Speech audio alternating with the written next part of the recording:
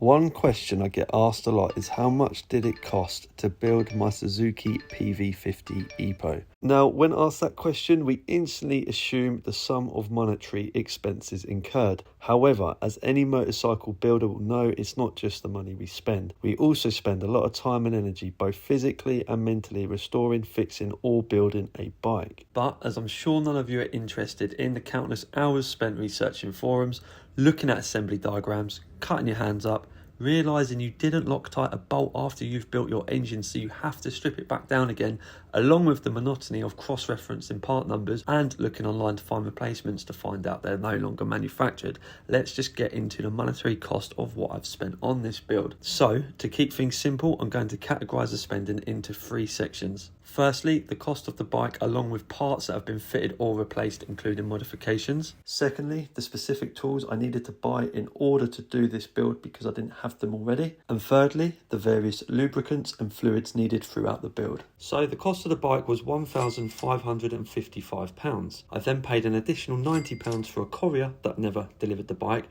so I had to spend another £80 in fuel going to collect it. Because it didn't run well, I bought a new spark plug, a fuel filter, some fuel pipe and some bulbs for £20. Still not happy with it? I managed to buy the Suzuki RM80 engine with the carburettor for £250.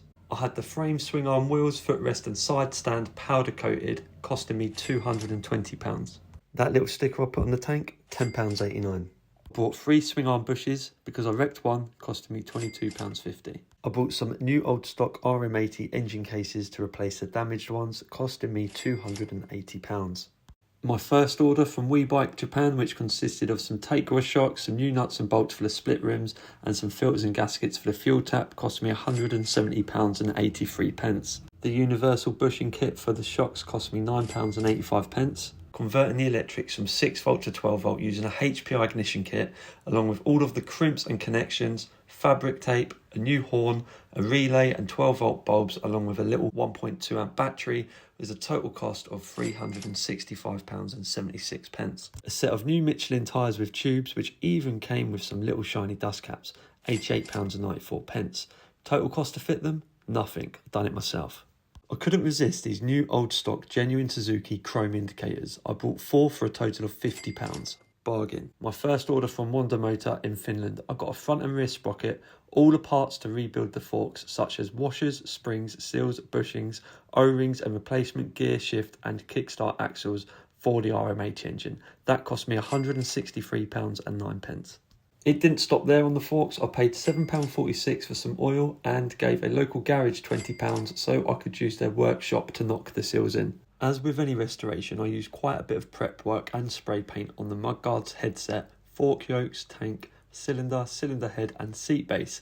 I used a lot of old cans from my garage, but I still needed to purchase quite a lot of primers, top coats and lacquers, along with body fillers, etc. Also, I needed to get various grades of sandpaper, masking tape, and believe it or not, this soon adds up. I spent around £130. The headset bearings cost me £5.12, along with a new dust seal for a whopping £10.51.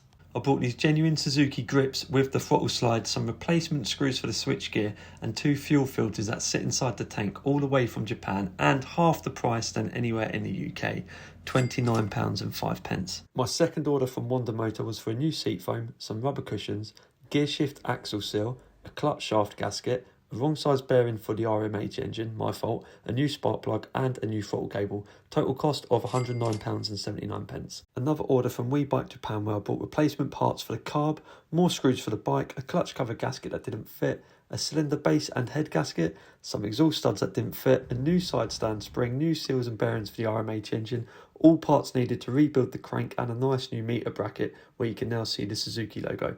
Total cost £192.92. The total labour cost to rebuild the crank was £60. I had to make another 2 orders from WeBike Japan for a new chain, rear hub cushion, another oil seal and 3 more bearings, more studs and nuts, new screws for the clutch and ignition cover, a spacer for the sprocket, for a total cost of £65.46. This little ram air filter was £21.59, well worth it. Then the handmade exhaust by JHK, all the way from Finland. The time I paid duty and fees on it, it was £350.91. Let's not forget the genuine crush gasket for the exhaust and 2 springs with manifold bolts, £13.48. Oh, I nearly forgot the 60mm clamp for the silencer, which was £6.86. Also, there was 2 needle bearings and a thrust washer, which I forgot to mention, £10.58. These cotter pins, which are a must-have, cost me another £9.98. Because the first clutch cover gasket didn't fit, I had to get the right one, £10.04. And this gasket was also a waste of £3. It doesn't stop there. Let's go over the tools and the bits I needed to buy in order to do this build. So I bought a JIS screwdriver so you don't strip the heads when removing the bolts. That was £15.91. A bearing puller set which I used to remove the flywheel, £12.99. This crankcase splitter tool, which is a must-have when doing engine builds, cost me £26.99. This TDC dial indicator to time the engine is a must. This cost me £35.99. This digital caliper for measuring parts on the bike, nuts and bolts, etc. was £9.99. Then we've got a chain breaker tool, which I ended up breaking. That was £7.99. This little rubber mallet, perfect for hitting things into place, was only £5.99. I bought a length of threaded rod with some nuts and washers so I could pull the bushings in and out of the shocks and the swing arm. That was £10.24. I bought a set of 4 wire brushes, perfect for removing the paint from the cases, removing rust from nuts and bolts and different items on the bike. These were £5.99. I bought this buffing wheel set that goes in the end of your drill for £11.99, perfect for polishing up all items on the bike. Now let's go over the different lubricants and fluids needed to complete this build.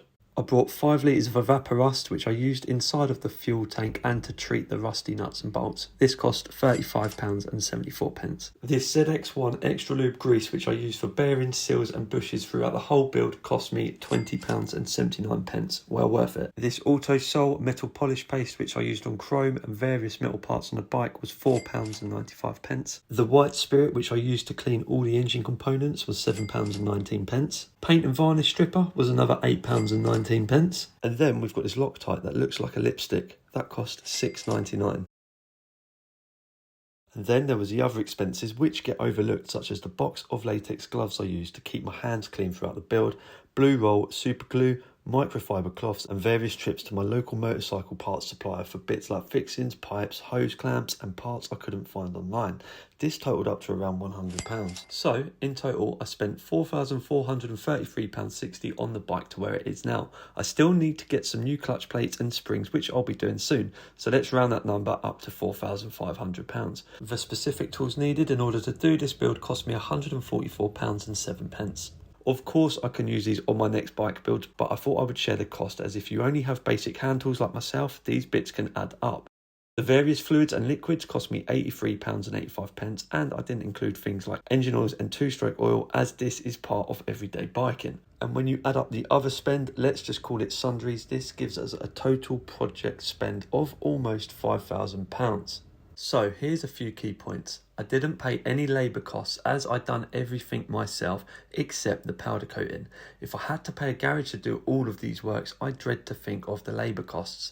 How much do you think that would be? Let me know in the comments. In my opinion, if you buy cheap, you buy twice. That's why I used all Suzuki genuine parts to keep the bike OEM quality or better where possible. As this was an engine swap build, this of course meant I spent a lot more money than if I would have kept the bike standard. However, I get a lot more fun out of this, and it also means I've got an engine spare should I need it. The bike is essentially new now, as majority of the parts have been replaced. If you look at the cost of a new motorcycle or monkey bike, how much would that be? Also, as somebody rightly pointed out, it is a one of one, especially here in the UK. Time wise, the build took me around 5 to 6 months in my spare time on evenings and weekends. I'm keen to know, do you think I overspent on this build? And also, what would you have done differently? I'll leave links to all relevant tools and items in the description of this video. I hope you found this video useful and it's given you a good insight into the cost of doing a full strip down and rebuild with an engine swap. Let me know what you've spent on your projects. Thanks for watching, and I'll see you all again soon for the next one.